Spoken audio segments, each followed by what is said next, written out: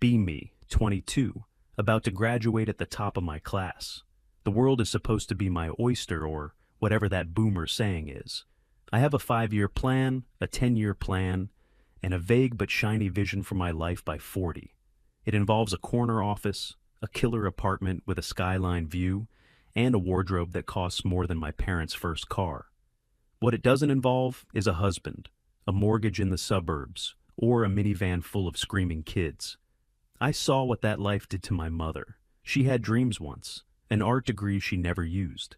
Now her biggest creative outlet is arranging decorative pillows. Never going to be me. My friends and I talk about it all the time in the campus coffee shop. We call it the trap.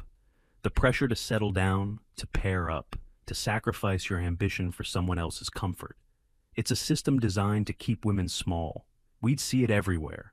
The brilliant female students who'd start talking about engagement rings in their final year, their focus suddenly shifting from dissertations to wedding venues. It was like watching a switch being flipped. We promised each other we'd be different. We were the new generation, the ones who wouldn't fall for it. Our careers would be our partners. Success would be our family. In this environment, you start to see men in a certain way. Not as people, but as potential obstacles. Every compliment feels like an assessment. Every offer of help feels like an insinuation that you can't do it on your own. You build up a wall, a polite but firm barrier. It's a survival mechanism. And then there was Gordon. I knew him from high school. He wasn't in my immediate circle, but he was always around. One of those quiet, steady guys, solidly built, not flashy. He was studying engineering, something practical and boring. He was the definition of nice, a word that made my skin crawl. Nice was the anesthetic they gave you before they put you in the trap. He'd try to talk to me sometimes. I'd be rushing out of the library, arms full of books, and he'd hold the door, offering to help carry them. I'd just give him a tight smile and say, "I've got it, thanks," making sure to shoulder the weight myself to prove a point. He probably thought he was being a gentleman.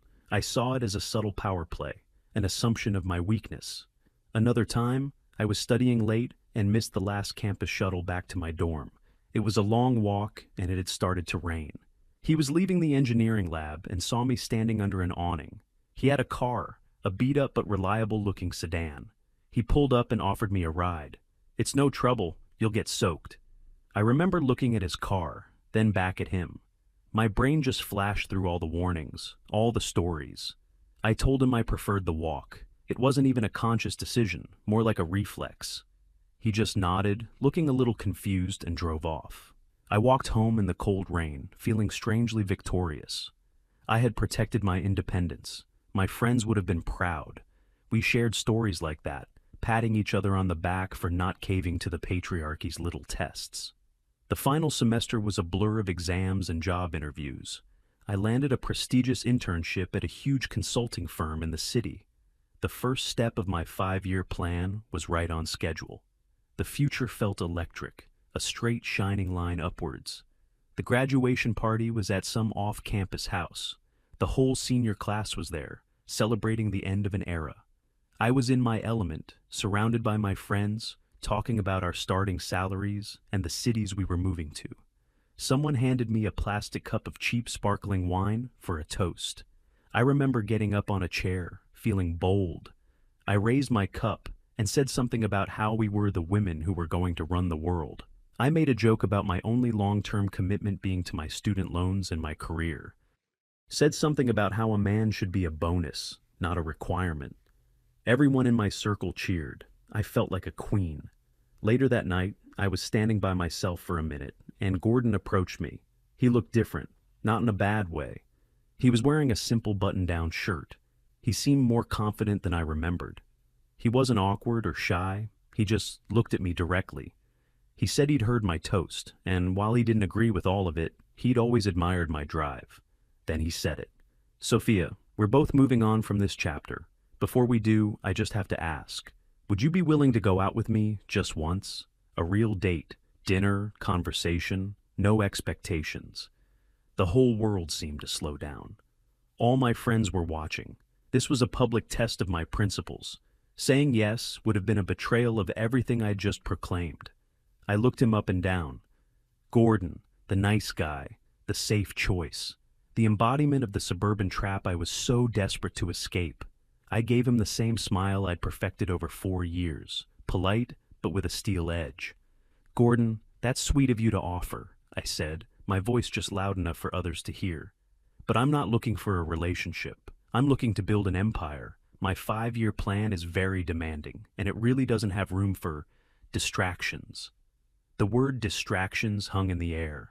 I saw the look on his face. It wasn't anger, it was a kind of quiet, resigned disappointment, like he had expected it, but hoped for something different. He just gave a small nod. Okay, I understand. Good luck with your empire, Sophia. He turned and walked away, melting back into the crowd. My friends immediately swarmed me. Oh my God, you were amazing. The look on his face. You totally shut him down. I felt a surge of validation. I had passed the test. I was strong. I was independent. I was on my way. I didn't think about Gordon again for a very long time. The city was everything I dreamed of. My internship turned into a full-time analyst position. The hours were brutal. 80-hour weeks were the norm. I lived on coffee and ambition. My apartment was a tiny shoebox, but it was mine. I decorated it with minimalist furniture and framed prints of abstract art. No floral patterns, no soft edges. Everything was clean, functional, and professional, just like me. The men in this world were different. They weren't nice like Gordon. They were sharks, investment bankers, corporate lawyers, tech entrepreneurs. They talked about stock options and acquisitions on first dates. Relationships were a form of networking. I learned the game quickly. I dated a guy from a rival firm for a few months. He was handsome, intelligent, and wore impeccably tailored suits. We looked good together at corporate events. We were a power couple in the making. But there was no warmth. Our conversations were transactions. We'd trade information about the market, about office politics. We never talked about our families, our fears, our dreams. It was all surface level. One evening, I was completely burned out from a project. I just wanted to order a pizza and watch a stupid movie. I suggested it to him. He looked at me like I had suggested we start a petting zoo in his apartment. He said he had a networking gala to attend. It was important for his brand. He said I should come. It would be good for my visibility too. I realized then that we weren't a couple. We were a joint venture, and I was tired of being a line item on his balance sheet. We broke up shortly after. It was amicable, like dissolving a business partnership. No tears, just a handshake, and a let's keep in touch. This became a pattern. I'd meet someone impressive. We'd date for a while. The relationship would be built on shared ambition and mutual benefit. And it would end when the cost-benefit analysis no longer made sense for one of us. It was clean, logical, and deeply, profoundly empty. But I told myself this was the price of admission to the world I wanted to be in. This was what it meant to be a strong, independent woman. No messy emotions, no codependency. I got promoted, then promoted again. My shoebox apartment became a 1-bedroom with a small balcony. My 5-year plan was right on track. I was 27 and already a senior analyst. My parents would call and ask if I was seeing anyone. My mom would gently suggest that it's not good to be alone. I'd get defensive. Mom, I'm not alone. I have my work. I have my friends. But my friends were just as busy as I was. We'd schedule brunch weeks in advance, then one of us would cancel because of a work emergency.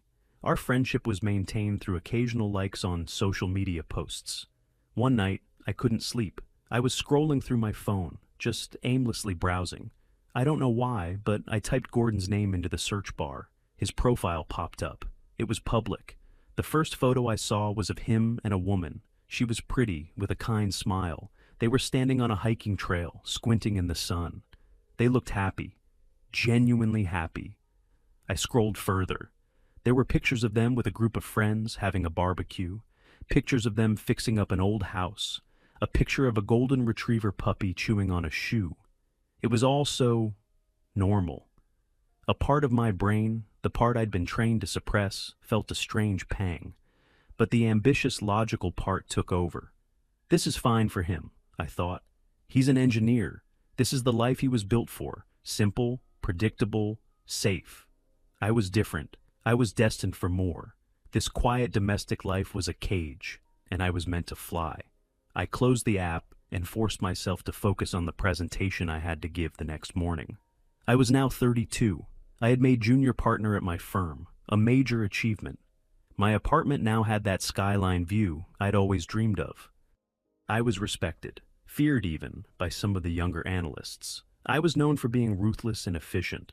I took pride in that reputation. I was dating a surgeon. He was brilliant, at the top of his field. He was also arrogant, emotionally distant, and worked even more hours than I did. Our schedules barely aligned. We'd see each other maybe once a week, usually for a late dinner, where we'd both be checking our phones for work emails. It felt less like a relationship, and more like a recurring appointment. One weekend, he was actually free. He invited me to a party at a senior partner's house in the Hamptons. It was one of those sprawling estates with a perfect lawn and ocean views. The people there were all incredibly wealthy and powerful. I felt like I should have been thrilled to be there, but I just felt out of place. All the conversations were about money, the stock market, real estate, their kids' private school tuition. I was talking to a group of women. They were all wives of doctors or bankers. They asked me what I did. I told them I was a junior partner at a consulting firm. Their faces went blank.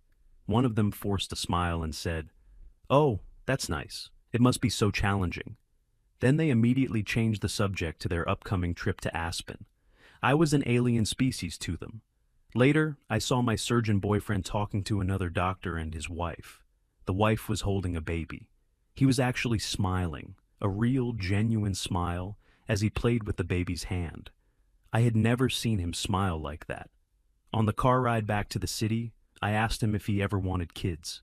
He laughed, not a nice laugh. It was sharp and dismissive. He said, "Of course not. A family is a chain around your neck. It's a career killer. I thought you, of all people, would understand that." I did understand it. It was the same thing I had been telling myself for 10 years. So, why did hearing him say it out loud feel like a punch to the gut? We broke up a few weeks later, or rather, we just stopped making appointments to see each other. There was no formal announcement. We just faded out of each other's lives. It was a lonely year. A few of my university friends started having their first kids. Their social media feeds changed. Pictures of cocktails and career achievements were replaced by pictures of ultrasounds and chubby babies in onesies. I felt a growing distance from them. Our lives were on completely different tracks. They would invite me to baby showers. I'd go, bringing an expensive gift from a registry. I'd sit there, listening to them talk about sleep schedules and breastfeeding, and I would have absolutely nothing to contribute. I was an outsider looking in at a world I didn't understand and had actively chosen to reject. During one of these events, an old friend pulled me aside. She asked me, genuinely concerned, if I was happy. I immediately went on the defensive. Of course I'm happy. I just made partner. I love my job. I have a great life. She looked at me with sad eyes. "I know about your job, Sophia, but I'm asking about you. Are you happy?" I didn't know how to answer that. I went home to my beautiful empty apartment and cried for the first time in years. I told myself it was just stress from work. That night, out of some self-destructive curiosity, I looked up Gordon again. There was a new album of photos, titled Wedding Day. He had married that girl from the hiking picture. The photos were beautiful, not because they were fancy, but because they were real. The wedding wasn't in some grand ballroom. It looked like it was in a rustic barn. Everyone was laughing. His wife was looking at him with so much love, it was almost tangible. He was looking at her the same way. There was a photo of them dancing, and he was just holding her, his eyes closed, with a look of pure, unadulterated contentment on his face. I felt a cold knot form in my stomach. It was jealousy. A raw, ugly, powerful jealousy. I hated myself for feeling it. This was not part of my plan. Emotions like this were weaknesses. I slammed my laptop shut. "He's weak," I told the empty room. "He chose the easy path. Love, family. It's a crutch for people who can't make it on their own." But the words sounded hollow, even to me. I poured myself a glass of expensive wine, put on some loud music to drown out my thoughts, and got back to work. Work was my fortress. As long as I was working, I didn't have to feel anything else. The next few years, I worked even harder. I became obsessed. My life was a repeating loop of my office, my apartment, and airports. I traveled constantly for business: London, Tokyo, Singapore. I collected passport stamps like trophies. I had brief flings with men I met on these trips: a banker in Hong Kong, an architect in Berlin.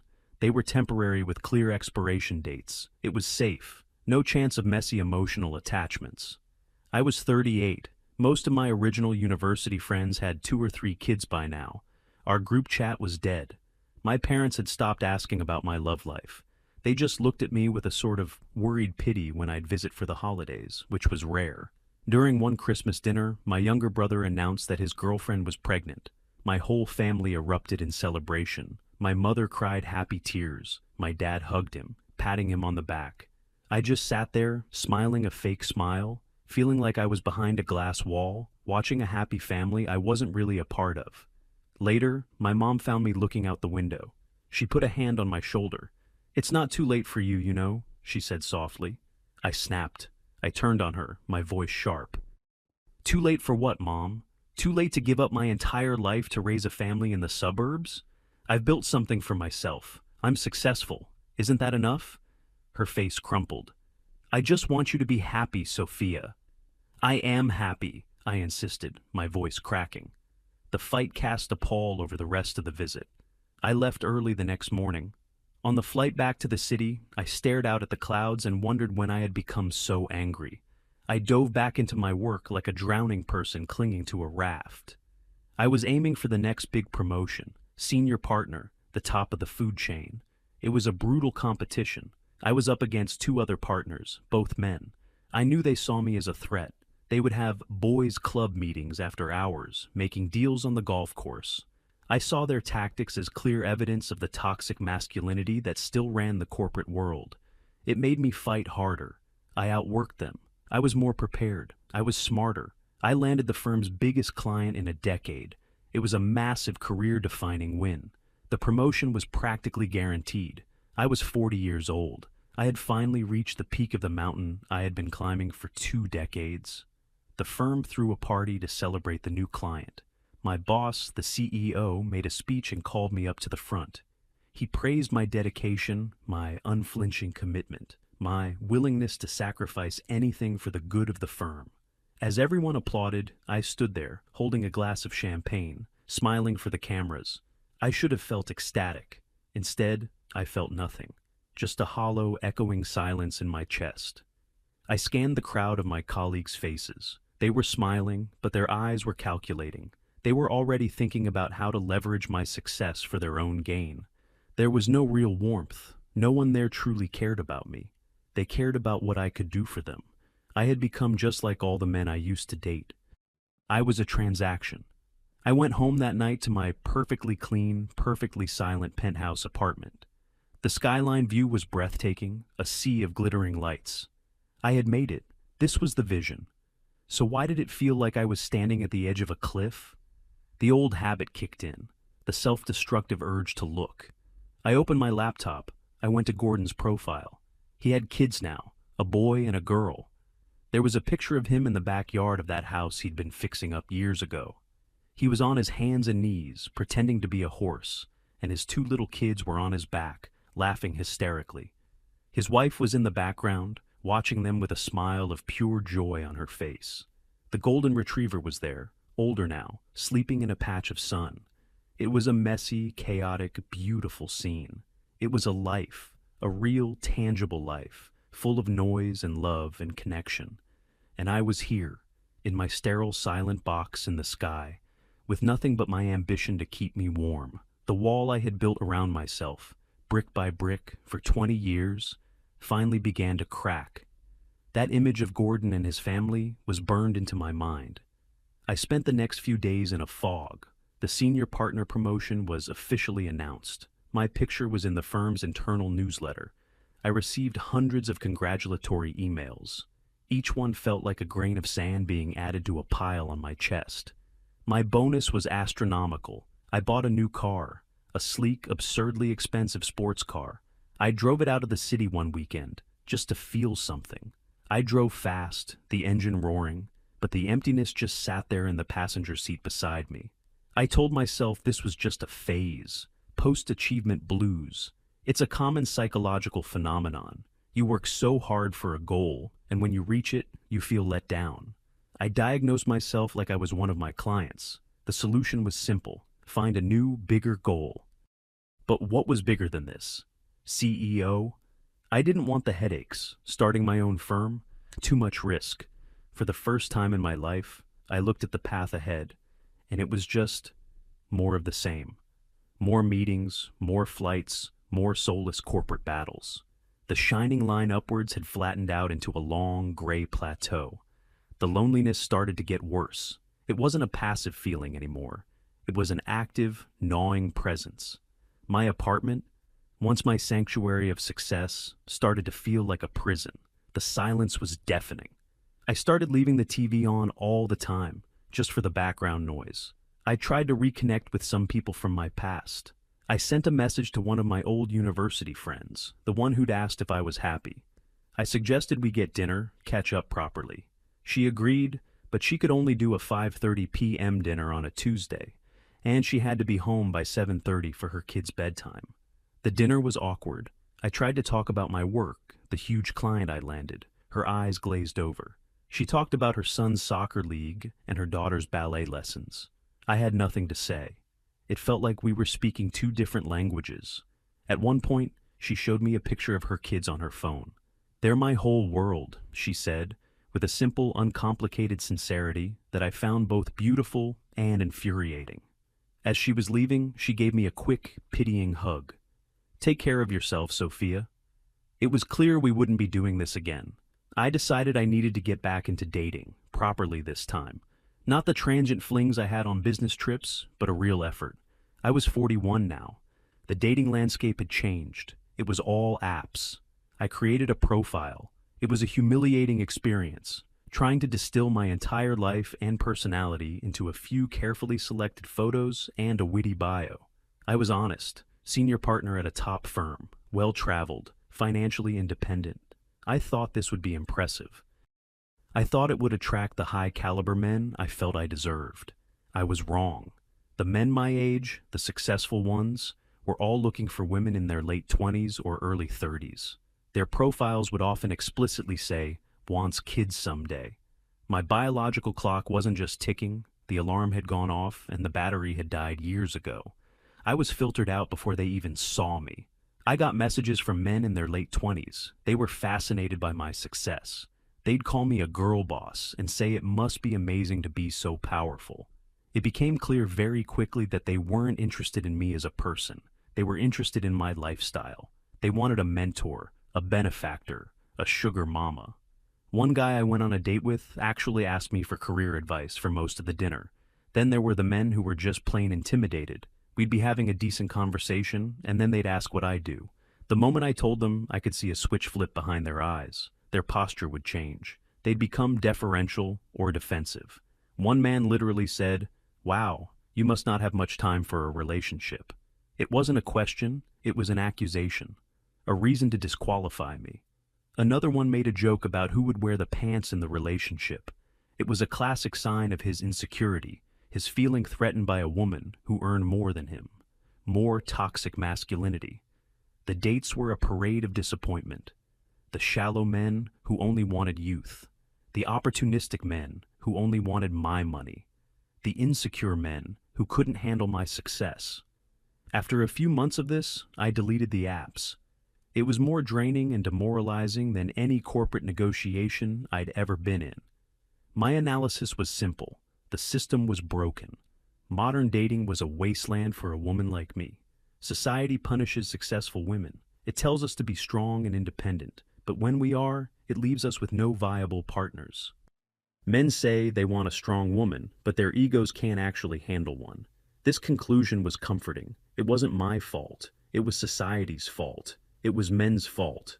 It was a neat, logical explanation that kept my own choices out of the equation.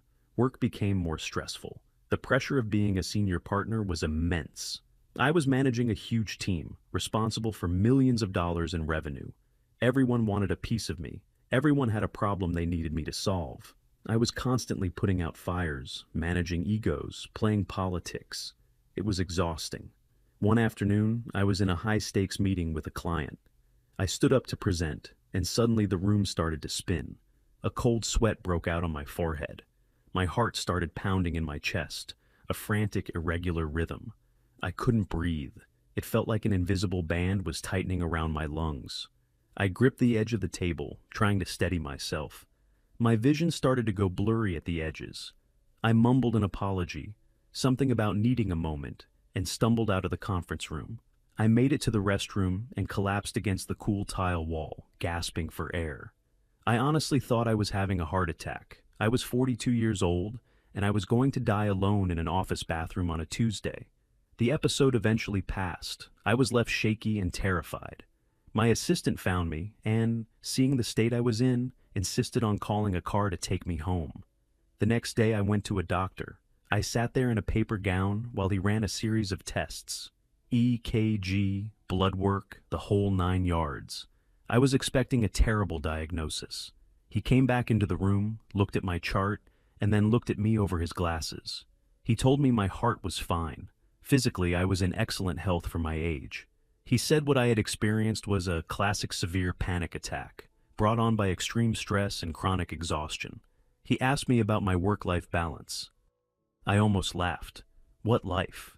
He prescribed me some medication for anxiety and strongly recommended I take some time off. Your body is sending you a clear signal, Sophia, he said.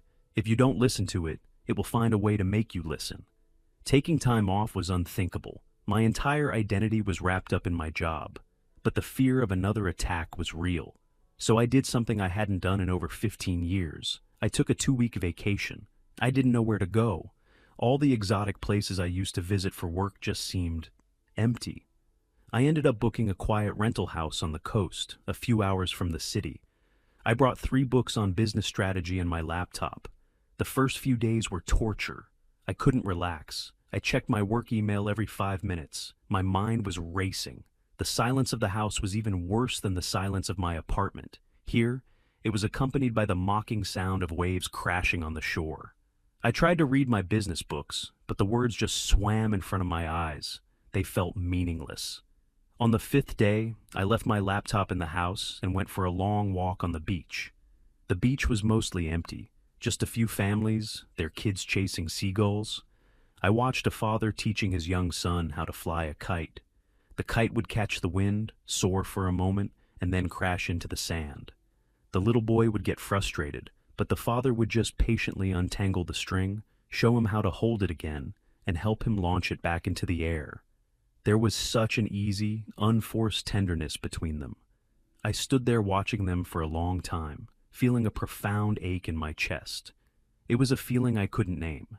It was deeper than sadness, more complex than regret. It was the feeling of seeing a life I would never, ever have. That night, I was sitting on the deck of the rental house, staring at the ocean. My phone buzzed. It was a notification from a social media site. Someone had tagged me in an old photo. It was a group picture from our university graduation.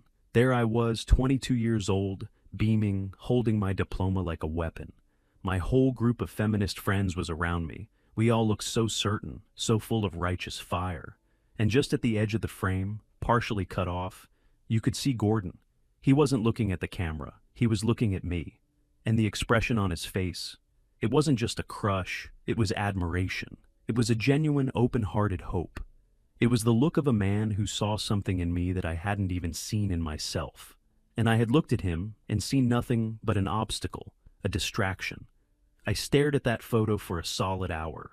I saw the fork in the road I hadn't even realized I was at, the path I had chosen, and the one I had dismissed without a second thought.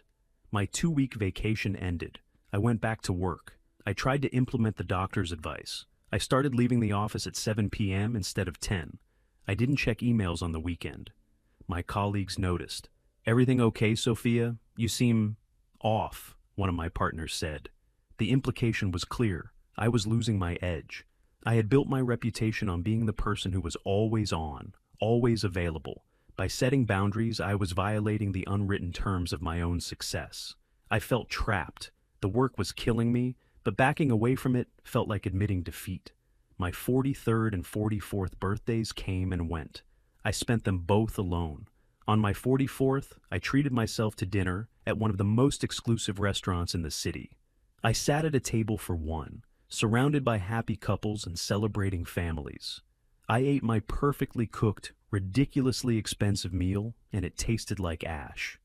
The waiter brought me a small dessert with a single candle in it, a complimentary gesture from the management. He smiled at me with professional pity. "Happy birthday, ma'am." I went home, and for the first time, I didn't look up Gordon. I didn't need to. The image of his life was already permanently seared into my brain. It was my own personal ghost of Christmas past, present, and future. I started noticing things I hadn't before. The way the male partners at my firm talked about their families. I had always dismissed it as boring small talk. But now I listened.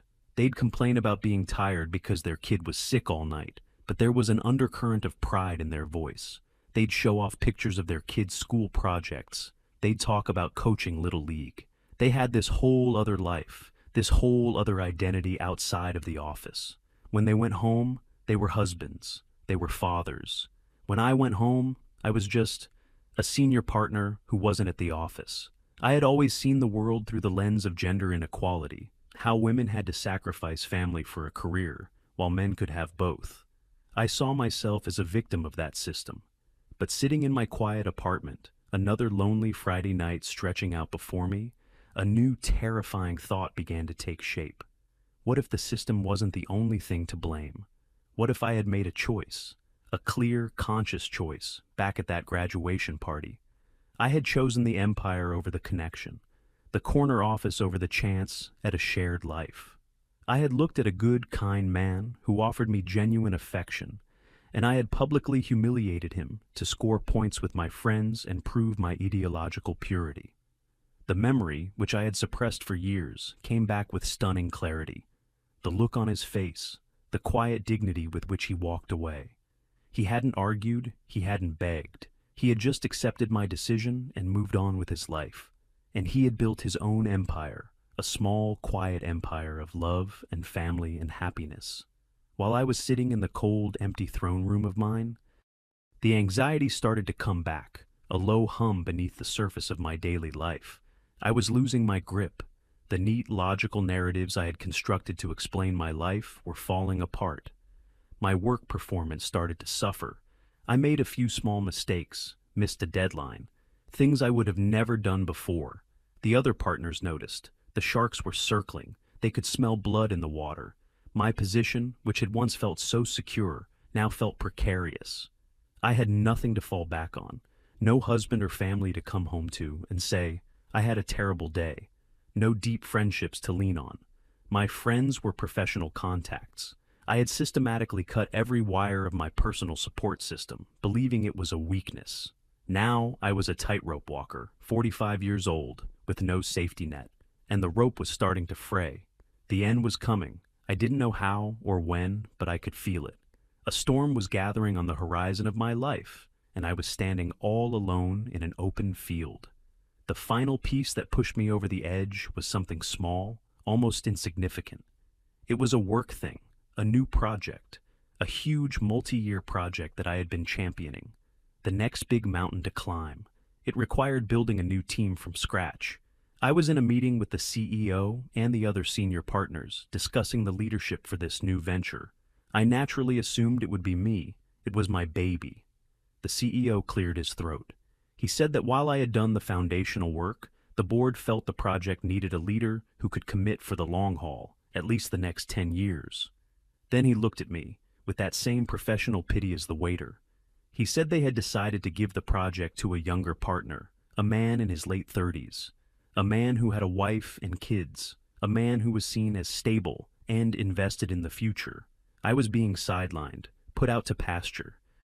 The reason wasn't spoken aloud, but everyone in the room understood it. I was 45. I was single. I had no children.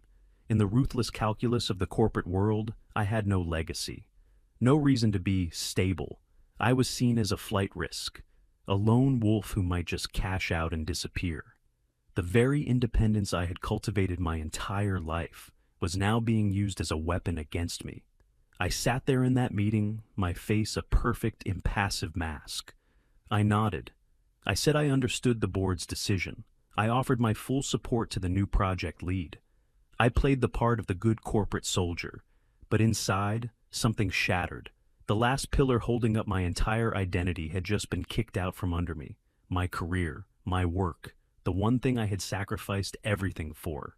It hadn't loved me back. In the end, it was just a business, and I was just an asset with a depreciating value. I walked out of that meeting and went back to my office. My office, the corner office, floor-to-ceiling windows, the skyline view I had bled for. It looked like a museum exhibit, the museum of my life's work, and it was already collecting dust. My assistant came in, holding a tablet. "Sophia, you have the quarterly review at 3 p.m. and—" I held up a hand. I couldn't hear her. Her voice was just a buzzing sound. "Cancel it," I said. My voice sounded strange, distant. "Cancel the whole review?" she asked, her eyes wide. This was unheard of. "Cancel everything for the rest of the day," I said, "and tomorrow."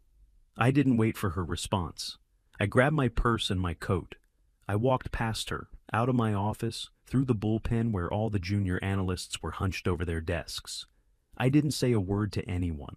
I walked to the elevator, rode it down 50 floors in silence, and walked out of the building into the cold afternoon air. I didn't go home. I just started walking. I walked for hours, with no destination. The city streets, usually a source of energy for me, felt alien and hostile. The crowds of people rushing past me, talking on their phones, laughing with friends. They were all part of a world I no longer belonged to. I was a ghost, a well-dressed, professionally successful ghost. I ended up in a small park I didn't recognize. I sat on a bench. The sun was starting to set. Mothers were there with their children, pushing them on the swings, watching them go down the slide. I watched them with a kind of detached clinical curiosity, like an anthropologist observing a foreign tribe. The rituals of their lives were a complete mystery to me. The easy way they wiped a runny nose, the stern but loving tone they used to say, 5 more minutes, the way they hugged a crying child and instantly soothed them. These were skills I had never learned, a language I had never spoken. My phone buzzed in my pocket, a text from my mom. "Hi, honey, just thinking of you. Hope you're having a good week. Your brother sent a new picture of the baby. He's getting so big. Love you." I stared at the message. Each cheerful word was a tiny, sharp needle. My family. They loved me. I knew that. But they didn't understand me. They had no idea who I had become, or how vast the chasm was between my life and theirs. I couldn't call her. What would I say? "Mom, the entire foundation of my life has crumbled, and I'm sitting on a park bench watching strangers live the life I threw away?" She would try to help. She would say all the wrong things. She would tell me to find God or to take up a hobby. The well-meaning advice of someone who could never possibly comprehend the scale of my failure. The light faded. The mothers gathered their children and left. The park grew quiet. I was alone on the bench in the dark. A thought, cold and sharp as an icicle, pierced through my numbness. I have no one to call, not just in this moment of crisis, but ever. If my car broke down on the highway, who would I call? Roadside assistance. If I got sick, who would bring me soup? A delivery service. If I died tonight, in this park, who would be the first person they would notify?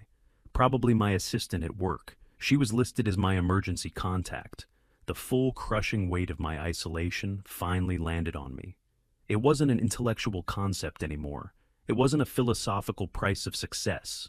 It was a physical reality, a cold, hard, terrifying fact. I finally went home. My apartment was dark and silent, as always. I didn't turn on the lights. I walked over to the giant window and looked out at the city. All those lights, millions of people, living their lives in those little boxes of light. Loving, fighting, laughing, crying, connecting. And I was here, in my box, completely disconnected from all of it. I thought about my career, about the men at the firm. For years I had seen them as the enemy, the embodiment of a toxic system I had to fight against. But now I saw something else. They went home to wives who knew them, to children who loved them unconditionally. Their lives had a dimension I couldn't even fathom. They had a why. a reason for all the stress, all the long hours. My why had always been myself, my ambition, my success, and it had just been revealed as an illusion. I poured myself a drink, not wine, something stronger. I sat down at my sleek minimalist desk and opened my laptop. It was an act of pure self-flagellation. I knew what I was going to do. I had to see it, the final nail in the coffin. I typed his name, Gordon. His profile was still there, still public. A quiet, unassuming chronicle of a life well lived. There was a recent post. It was from that day. It was a picture of him and his wife. They were sitting on a porch swing. They looked older, of course. A few gray hairs, some lines around the eyes. They weren't smiling for a camera, they were just looking at each other. His arm was around her. Her head was resting on his shoulder. They looked comfortable, worn in, like two trees that had grown up side by side, their roots intertwined. The caption was simple. 20 years, still the best decision I ever made. 20 years. It had been 23 years since that graduation party. He had spent the last 2 decades building a life with someone. I had spent the last 2 decades building a career, and at the end of it all, here we were. He had a home, a partner, a family. He had love. I had an apartment, a title, and a bonus. I had, what? A portfolio of achievements, a collection of victories and battles that no longer mattered. I scrolled through the comments on his post. They were from friends, family. Happy anniversary, you two. An inspiration to all of us. Can't believe it's been that long. He was embedded in a community, a web of real human connections. I looked around my empty apartment. I thought about the people in my life, colleagues who were competitors, a family that I had pushed away, friends I had lost touch with. My web had only one person in it, me, and the spider was starting to eat itself. That's when the breakdown began. It wasn't a sudden, dramatic explosion. It was a slow, quiet implosion. The first thing to go was my composure, the professional mask I had worn for so long. It didn't just crack, it disintegrated. A sound came out of my throat, a raw, guttural noise of pure animal pain. It was a sound I had never made before. Then the tears started. Not the dignified, silent tears I had shed a few times in the past. These were wrenching, ugly sobs that tore through my body. I collapsed out of my chair onto the expensive hardwood floor. I curled into a ball, my arms wrapped around myself, as if trying to hold the shattered pieces of my life together. Every regret, every bad decision, every moment of pride and arrogance came flooding back. Rejecting Gordon at the party. I didn't just see it, I felt it. I felt his humiliation. I felt my own smug cruelty.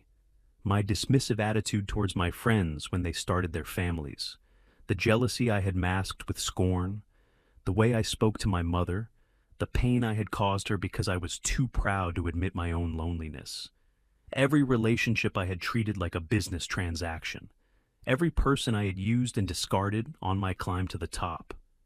It wasn't society that had done this to me. It wasn't the patriarchy. It wasn't toxic masculinity. It was me. My choices, my ideology, my fear. I had been so afraid of the trap, so terrified of ending up like my mother, that I had run headfirst into a different kind of trap, a beautiful gilded cage of my own making. And I had just realized that I was the only one with the key, and I had thrown it away decades ago. The crying went on for what felt like hours. My body ached, my throat was raw.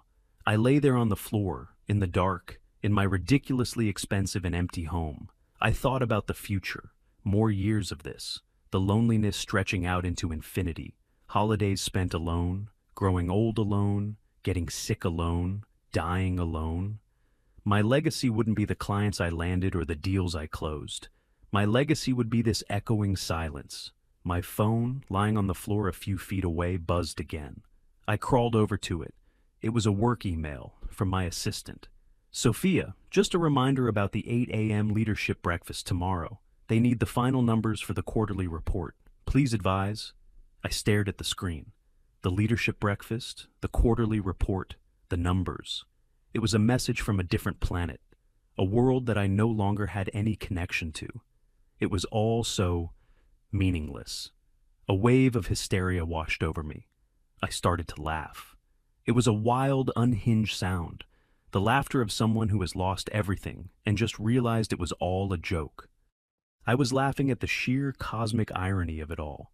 I had sacrificed my youth, my fertility, my friendships, my chance at love and a family for a quarterly report. I had traded a lifetime of warmth for a series of deadlines. It was the worst deal in human history, and I had signed it with my eyes wide open. My laughter mixed with the sobs, creating a horrible broken sound. I was 45 years old. I was at the absolute pinnacle of my professional career, and I had never been more alone, more broken, or more utterly and completely defeated. The skyline glittered outside my window, indifferent.